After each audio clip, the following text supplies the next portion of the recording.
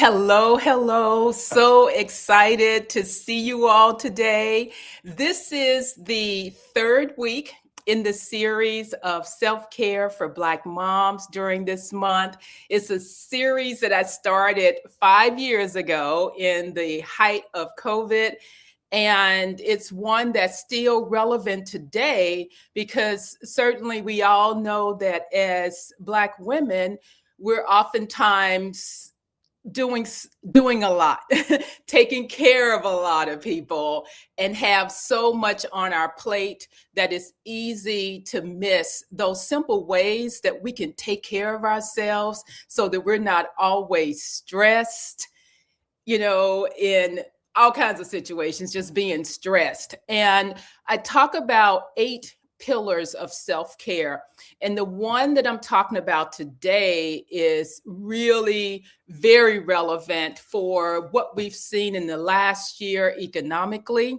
And so today we're going to talk about financial self care for Black moms. And I am so excited to bring on my guest who's going to be joining me in this conversation. Are you ready? Hey there, Anthony. How are you? What's going on, Dr. Pamela? How you doing? I'm doing good. It is good to see you. And we were just talking backstage about how, interacting in person is so different than virtually. And you and I have only connected virtually through social media. And so hopefully one of these days I'll get to meet you in person and see just how tall you are. Oh, right. Listen, absolutely. And listen, Dr. Pamela, I think you need to let people know your skincare routine. I was going to tell you before you put me backstage, but skin routine flawless. I love it. Thank you. I think it's the smile that's illuminating. That's what makes it glow. Okay. All right. Yeah. Note taking. So, financial self-care. Oh my goodness. Talk to us a little bit about your background and what you're doing now and why you are just the perfect person to have this conversation with. Perfect. So, from the Bronx, the Bronx on my heart, Jamaican and Guyanese descent. So shout out to my Caribbeans that are watching, that are tuning in. And shout out to my Bronx. And I also am a graduate of Howard University. So shout out to my HBCU family out here. But, I've been in this space for 12 years. I've been in this space for about 12 years. And I actually started my career when I was 19. Wow. And so I've seen a lot of situations. I've seen good situations. I've seen bad situations. I've seen when people take care of themselves financially. I see when they don't take care of themselves financially. And, as with any habits, bad habits can compound. So can good ones, right? And so we want to be able to make sure that people don't wait. Yeah. So bad moments to act, right? Right. I can talk all day about what I've seen, but Yeah, absolutely. And the thing about it too, with this particular topic, I know it's true for my generation. I'm not sure about yours, but growing up, we didn't talk about money. And it was just one of those things that was kept private. And so now, to talk about money so openly, as I've seen you do, through social media where we connected, that's a little different, that's a little bit different, I think, for our community. And so I don't know if, in your work, you even get any reservations around, sharing that kind of information when you start out with new clients. Yeah. It really, everybody's different. So it really depends. We have folks that are open books. Yeah. We have some folks that are embarrassed. We have some folks that feel ashamed. Yeah. But I always tell people, listen, always give yourself grace. Yeah. Don't be so hard on yourself, right? What's in the past. Yeah. That's first and foremost. Also, what people need to acknowledge, especially women, is how you think about money comes from your childhood, right? Yeah, and so it does. if you came from a household that didn't talk about money, well, guess what? You don't really, maybe you didn't build like the conversation tools or maybe even the mental mindset to deal with it. Like I know for me growing up, my parents, we had a scarcity mentality, right? It was hold on to the dollar. My father would never pay off a credit card bill in full, right? And then my mom would always be like, save your money, save your money, save your money, right? So that's kind of, and I still see it in some ways, my current world right now, like, oh, Anthony, just go ahead and hire that one person, or Anthony, go ahead and immediately. Yeah. Right. And so I tell people all the time, especially when you have social conversations, it's give yourself grace. Don't make the same, if you know better, do better, right? Because some people do some stuff. And if you need some help with doing, find a group, find a community, which I know you're really great at building and cultivating. Yeah. Now you're breaking up a little bit, so I don't know how strong your connection is. So it's kind of pausing in places, but hopefully we can keep going and it'll be all right. Can you hear me now? This is good? Yeah, I can. Am I still breaking up? I can. No, we'll just keep going with it. We'll just keep going with it. That's a great point in terms of, our childhood influences playing such a big role. Because for me, even though my parents were, they worked by day, they had a side hustle, at night. And it was this round the clock kind of hustle mentality. And so as an entrepreneur, I had to step out of that and not think of it as, this is a side hustle and I'm just kind of, working off hours, but actually doing more in the way of, there's an echo. Let's see. Are we good now? Yeah. So I did join my phone just in case. So I'm here on my phone if I keep going back and forth, just in case. Yeah. Okay. So it was, stepping into being a CEO and doing it full time, not thinking of it as a side hustle and having to keep that safe job during the day. That's a different mentality, from before. And so I definitely, hear you on that and know that we take that into just how we manage things financially. But let's get into, a couple of, what I want, to ask you about in terms of sharing is just some tools that, moms can use as they are thinking about, taking care of themselves financially. Because we know that when you're worried about money, it just kind of infiltrates into everything. That causes a lot of stress and tension. And so even with just some basics of, things that they could do that really supports them in that area without a lot of strain. Of course. So yes, money can be very stressful, especially if you don't know what's going on. Right. And so what I tell people, if you want to eliminate stress, get clarity. Get clarity. Okay. Like sit down, go through all your bills. What are those we have to pay? What's coming in, what's going out. Because when you kind of have those numbers, now you know where you stand. So that's step one. You're on the current situation.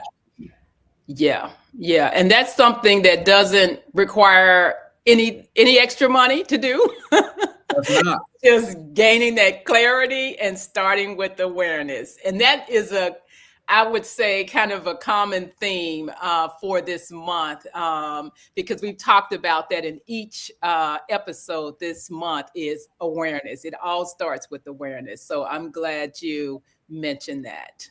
Yes. And so that's the first step, awareness. All right. Because then what you'll start to learn, and it's something I see all the time, is people say, Anthony, wow, we make that much? Our bills are this much? And it's always a disconnect. And it happens at every income level. Yeah. A million, Yeah. Hmm. 500,000 plus, Yeah. 250,000 plus. If Yeah. anything, the Yeah. mistakes at the higher income level are even worse. Wow. Wow. So when you do that exercise, you're gonna learn a lot, right? Hmm. The other piece, and also just to do the exercise too, I'll say I Yeah. just challenge people just to put all the fixed bills, like all of the car Hmm. payments, mortgage payments, the stuff that you need to pay for per month, and Yeah. then subtract it from your income, and you're going to see, oh wait, time out. Wow, I have X. I had a meeting Yeah. last week with these set of Hmm. clients, and combined household income, they were making like about 15 grand net after taxes, and Hmm. bills were like 8,000. I was like, where's the other 7,000? Where's it at? Yeah. I don't know. Right. Again, Yeah. I did it with clients who made 50,000, did it with clients who made 8,000. It's the same. Hmm. All right. So Yeah. step two, clarity around where you want to go. Hmm. Wow. Where do you want to go? Right. And so the things that I hear what people say is, Anthony, I want to send my son or daughter to school. Hmm. But before I met Dr. Pamela, I'm like, great, let's do some math. But now, like, Dr. Pamela, I have something for me. Go talk about Dr. Pamela, get it for free. But just understand the goals, Yeah. retirement goals, Exactly. education goals, and number three is the third thing you can Hmm. do is it's really just do a breadwinner protection kit, right? What do I Hmm. Yeah. What do you mean by that? You always want to check and ensuring that, because you take care of your Mhm. family, especially, Right. if you're, successful Black woman in your career, right? Hmm. You're executing on the work front, and then you come home, execute at home, right? But then it's like, what happens if you're not here? What Yeah. happens to the family, right? And so, Mm. sure, you have the proper amount of life insurance coverage, Yeah. disability insurance coverage, and Yeah. also emergency fund. And so if you think about the financial care, of course, we only have so many minutes to Mhm. talk about this. So if I were to recap Yeah. it, know where your money's at, where's it going? Okay. Hmm. Second piece, get clear on where you want to go, your goals, Yeah.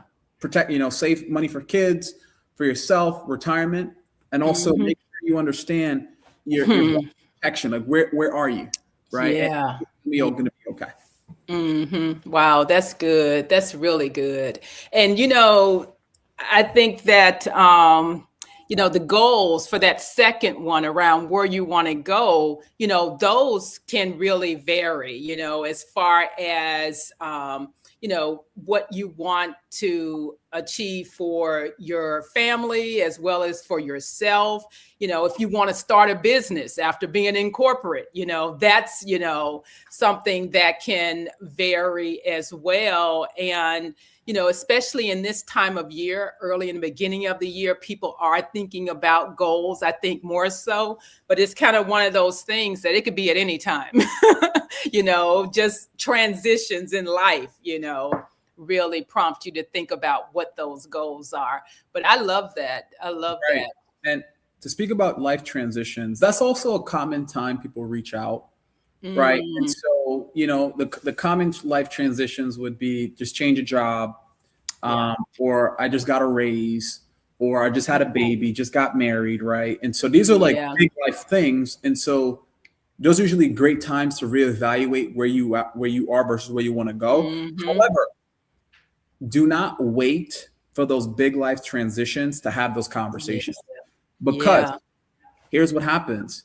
Hmm. You tend to be in a very emotional state, and everything's either really good and you're just like, yeah, let's just do everything and do what we need to do. Yeah.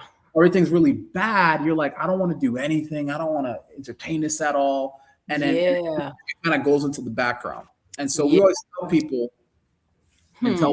tell, especially our women clients, the best time to have a financial conversation, a financial check-in, Yeah. self-care is yesterday. And it never hurts Mm. just to have a conversation, because when you bring some awareness to it, then Yeah. it eases the stress as well. It does. It does. I think that's a great point. And, I think about that, with families that I work with, because, the transition often for them, is when their kid is thinking about going to college, and that's a huge one that sometimes I think, really sneaks up on families, because that time passes by so fast. And a lot of times what I hear is that families haven't been doing the savings, that they thought they would have done by then. And, the kid is going off to high school and it's just like, oh my God, how are we going to pay for college, And it's just like thinking about that ahead in terms of, before they actually do go, because you don't want to be surprised with paying in full.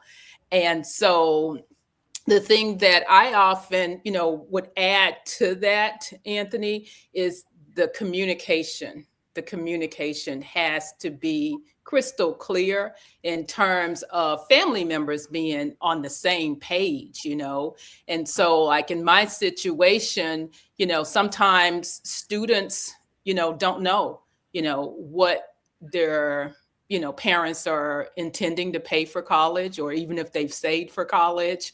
I mean, it's just that kind of, really sensitive conversation can better happen if it's before they get the letter, because you don't want to get that letter and don't have any support at all. And you have to tell them, something, we don't have the money for you to go. Yeah, no, that can definitely be tough. Yeah. So I'm going to, kind of be controversial here. Go ahead. But more so, like, listen, don't take money out of your retirement accounts, right? To pay for school. Don't liquidate all the stuff you have for yourself, for right, because we've seen it happen all the time. Don't really the equity in your home to pay the bill, because here's the thing: you can borrow money for college, but you can't borrow money for retirement. Okay. Right. Now, unless your child is going to be uber successful and be able to take care of you, then by all means, go ahead. But who wants to be a burden on their child when they get a little bit older, right? So that's what you want to flag. It's like, we get that college is important.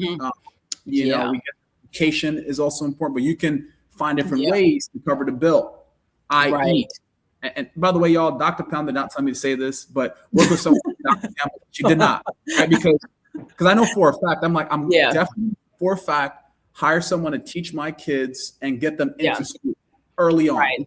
Because for me, me being first generation, I'm going to hire. Let me sign, let me go, right? And then I have to figure it out when I got there. And thank God, my parents raised me well. They said they taught me or put me in situations how to figure things out early on, and so I figured it out. But if you're planning, you shouldn't have to figure it out last minute. Also, one last thing too. One last point. I want to make. Leverage time. All right, I have clients that I work with to this day that are just having their babies. Hey, Anthony, should we do a 5-2-9 plan? Absolutely. And just some quick math. I did some quick math, and the math, if you set aside a 5-2-9 plan, retire an account for children to go to college, and you want to be able to pay for school, that's like $40,000. Obviously, with inflation increasing, if you set aside money once the baby is born at zero, the dollar you have to put away could be anywhere from like $600 a month to $800 a month, right? Oh wow, yeah. And you're good, right? And let's say, for example, if you don't have the capacity to do all of that at once, start with something, $100 a month, $200 a month, or if anything, people. I'm like one of those guys. Another thing, people like to have these baby birthday parties, and they have people buying them toys and clothes. I'm that type of person where I buy stock for my nieces and nephews. I buy stock. Yeah. People laugh at me, Anthony, why? How dare you? I'm like, well, my client, she had her baby's first birthday a couple years ago. I bought him Amazon stock. Yeah. Amazon stock. I forgot what I bought it at, but it's pretty much 3x, and they could use it for education. So have people give your kids money and have it be invested. Okay. And that would be some of the stress and some of the burden for a fact. Yeah, that's awesome. That's awesome. So we're going to be actually wrapping up, and I would love for you to share a gift that you have for our audience. And so all they have to do is just, what do you want them to type in the comments? Yeah, they can type in the comments. Just send me the email in the comments. That's easy. Or maybe they don't want their email being public. Oh, right. Yeah, good idea. So so how about this? It would be one of those things where comment you want it, like comment clarity. Yeah. Right. Great. And then I'm going to see if I can find you. And then it's a big document, right? And so this document here, let me see if I can share. Yeah, absolutely. You can share. Let me share the screen here. Yeah. All right. Here we go. So this is a tool that we created for our clients. It's called the Vivid Cash Flow System. And so what this tool helps you do, it's going to help you get clarity around your money. And so we have a my monthly money map. Wait a minute. What'd you say? It's not sharing. It's not sharing. Okay, there we go. There we go. Oh, really? Hold on. Yeah, there we go. Oh, hold on here. Yeah, something you did a little bit differently.